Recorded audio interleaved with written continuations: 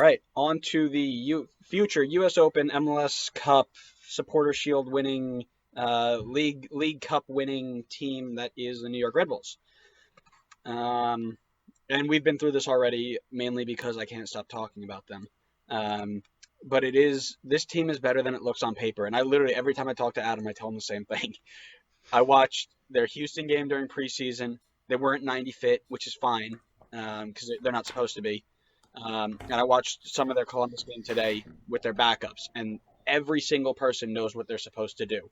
They're pressing. They're trying to win the ball high up the field.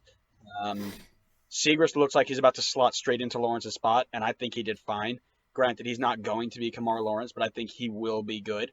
Um, Caceres needs to accept that he's a six, man. He keeps trying to drive forward and play like an eight, go forward and back. He loses the ball, and then we're screwed on the counter.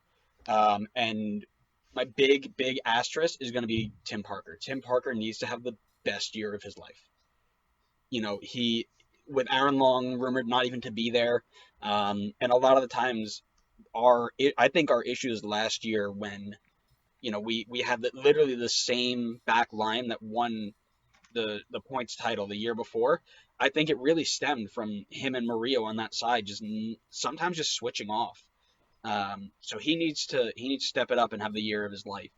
And I think he will. I think he understands that he's now in a position of leadership, and I think he's going to be really, really good. Mera's going to be fine. Royer in a 4-2-2-2 as a second striker is interesting. So I'm excited to see that. Velo is going to be the man.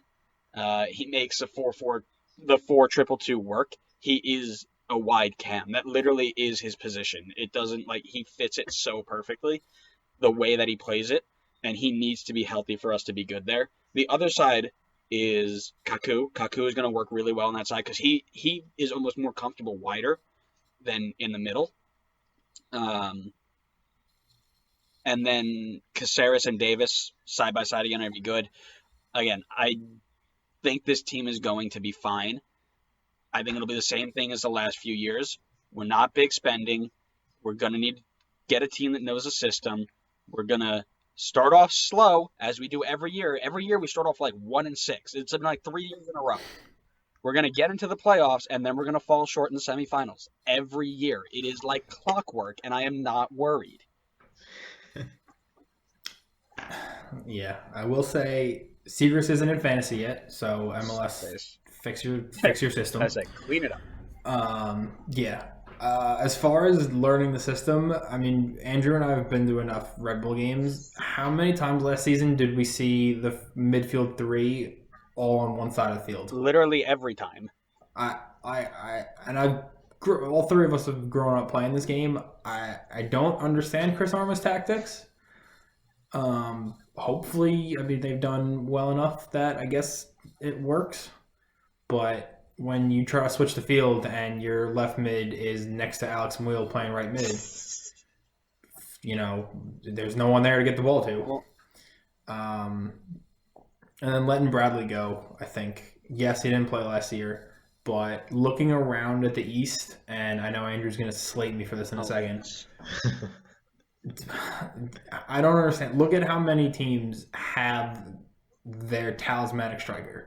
You look at Joseph. You look at Adam Buxa and Gustavo Bo in New England. You look at Locadia, Pizarro. Pizarro's a midfielder. And then you look at Tom.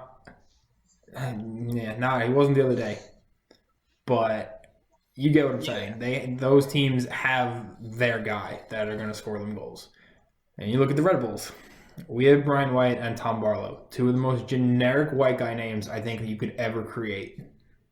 I said this to Andrew before we started airing that Brian White sounds like he's a manager at Staples.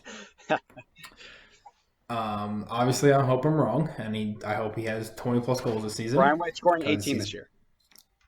18? Okay, so not 20 plus. No, not 20 plus, because Barlow's scoring the other 16. Royer's going to pick up some. Kaku's going to pick up some. Velo's going to have 15. Okay, okay. So we're scoring 200 goals. So that's good. But we don't have that hard of a start to the year. So I think it's a Red Bull, so we'll find a way to mess it up. But home to Cincinnati, away to RSL, away to Minnesota, away to Miami, and then home to Orlando. I mean, that's doable. It's like I said, the schedule looks good, and I think you're right, it's doable. And the one thing that I think a lot of people don't take into account as much as they should is the fact that the tactics don't need to matter so long as everybody's on the same page, right? Like if everybody looks at Chris Armas and says, "Okay, Chris, you're insane, but we want to win. So we're going to do whatever you tell us to do, and then we're going to trust that you make the right decisions to change." And they do that, right? Everybody presses together. Everybody moves one side of the field to the other. Everybody does what they're supposed to do. And that is why this team is going to make the playoffs this year. Yeah, probably. Yep.